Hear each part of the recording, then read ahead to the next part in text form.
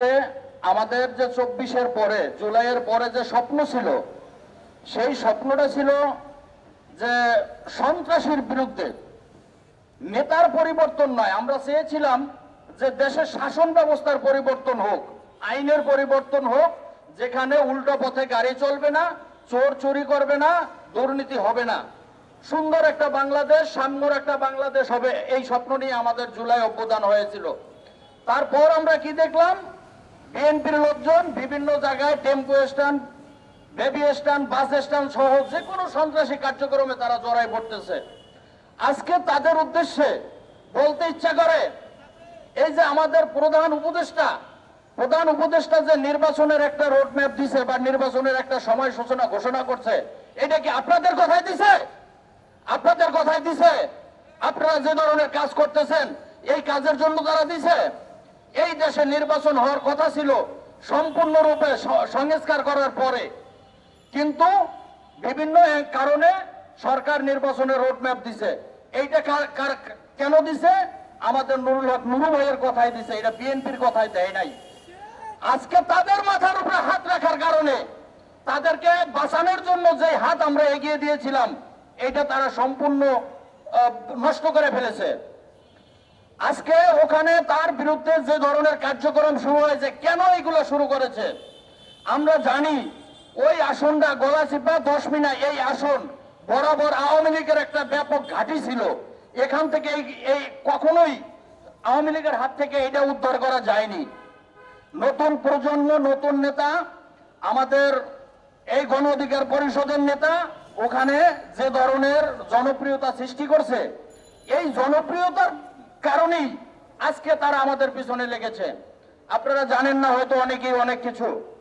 আজকে মন খুলে কথা বলবো, কথা বলার জন্য এসেছি।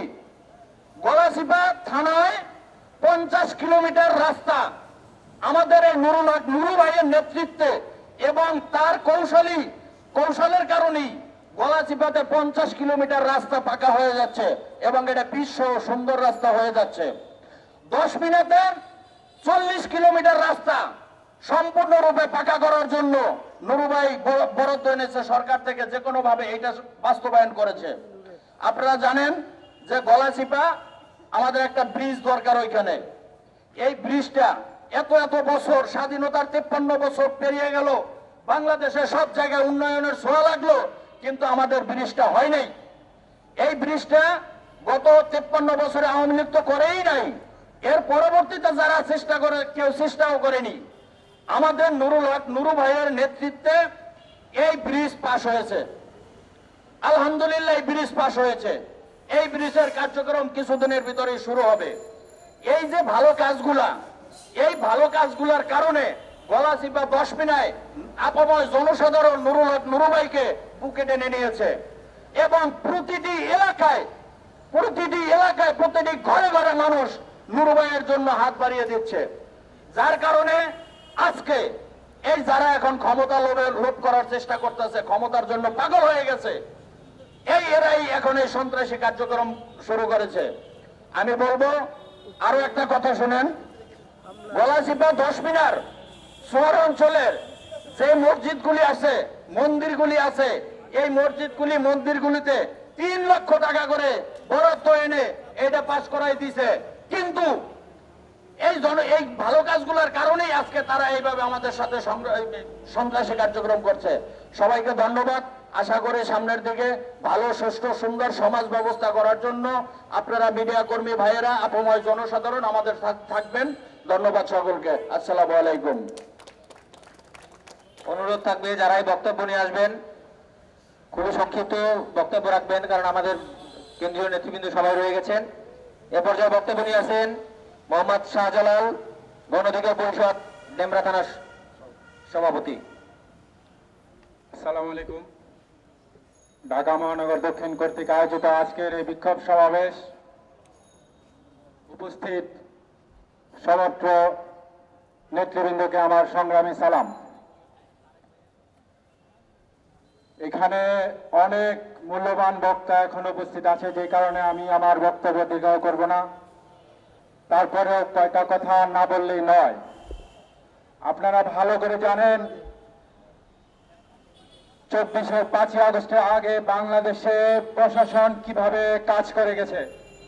তারা সব সময় অন্যায় এবং দুর্নীতির পক্ষে কাজ করে গেছে। 24-এর পর একটি সংঘবদ্ধ চক্র, একটি সংঘবদ্ধ রাজনৈতিক দল সেই একই কাজগুলো করে যাচ্ছে।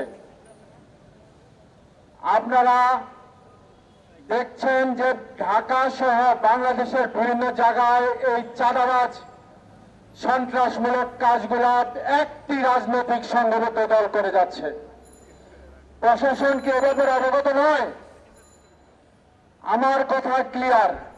আমরা গণ অধিকার পরিষদ এই সন্ত্রাস এবং চাঁদাবাজের বিরুদ্ধে কথা বলার কারণে আজকে আমাদের উপরে হামলা এবং অত্যাচার। আমাদের প্রাণপ্রিয় নেতা জনাব নূর হক নূর ভাইয়ের গণসমাবেশে এভাবে হামলা করাটা আমরা কখনোই সুন্দরভাবে মেনে নেব না। আমরা স্বরাষ্ট্র উপদেষ্টা সহ প্রশাসনের দৃষ্টি আকর্ষণ করে বলছি, আপনারা হয়তোবা আওয়ামী লীগের সাথে, আওয়ামী লীগের সময় যেভাবে অন্যায়ের সাথে আপোষ করে চলেছেন, এখনই ঠিক একইভাবে হয়তোবা এদের কাছ থেকে ভাগ নিচ্ছেন, না হয় এদেরকে ভয় পাচ্ছেন। 5ই আগস্টের পরে এটা নতুন বাংলাদেশ হয়েছে, তাই প্রশাসনের দৃষ্টি আকর্ষণ করে বলছি, আপনারা এই অন্যায়কারীদের রুখে দাঁড়ান। এই সন্ত্রাস এবং চাঁদাবাজের বিরুদ্ধে আপনারা রুখে দাঁড়ান, না হলে বাংলাদেশের মানুষ আবার 5ই আগস্টের মতো একটি আন্দোলন গড়ে তুলবে। আমার প্রান্তীয় নেতা জনাব নূর হক নূর ভাইয়ের মিছিলে, ওনার গণসংযোগে এভাবে হামলার তীব্র নিন্দা জানিয়ে আমি আমার বক্তব্য শেষ করছি। গণ অধিকার পরিষদ জিন্দাবাদ।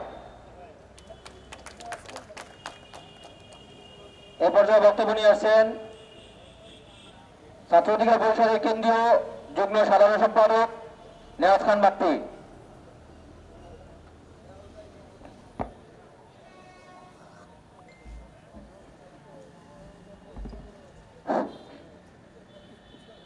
আসসালামু আলাইকুম।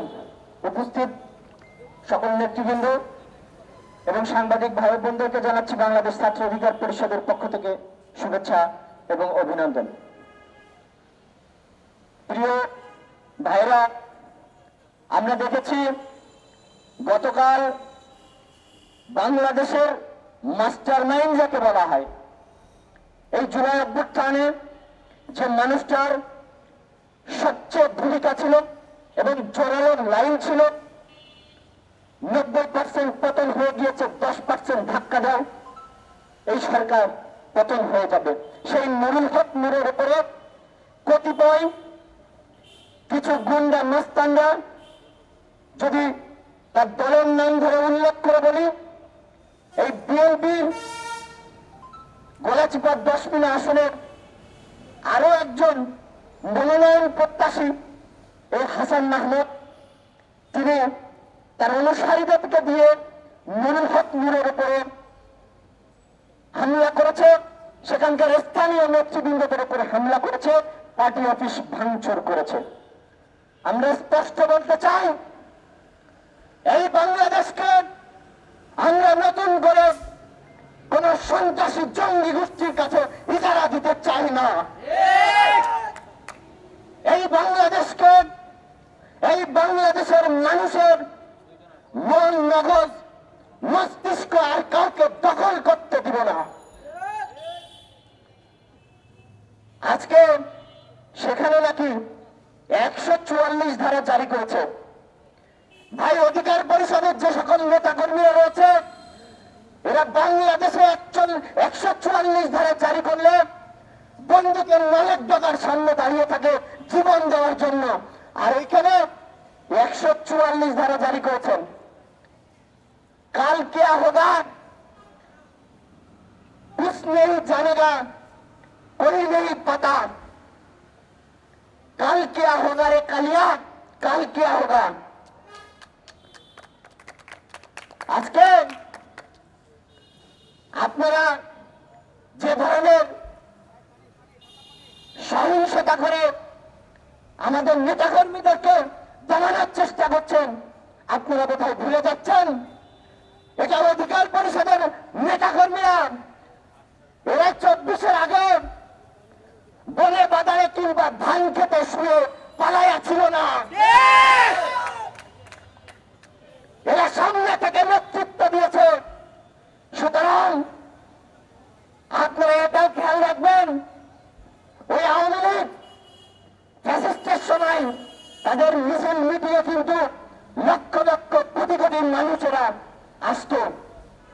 যখন অভ্যুত্থান পরবর্তী বাংলাদেশ দেখা গিয়েছে, সেখানে আওয়ামী লীগের লঙ্গির কাঁচাটা ধরার মতন মানুষ কিন্তু পাওয়া যায় না। সুতরাং আপনারা যা করছেন ভাবনা চিন্তা করে করবেন।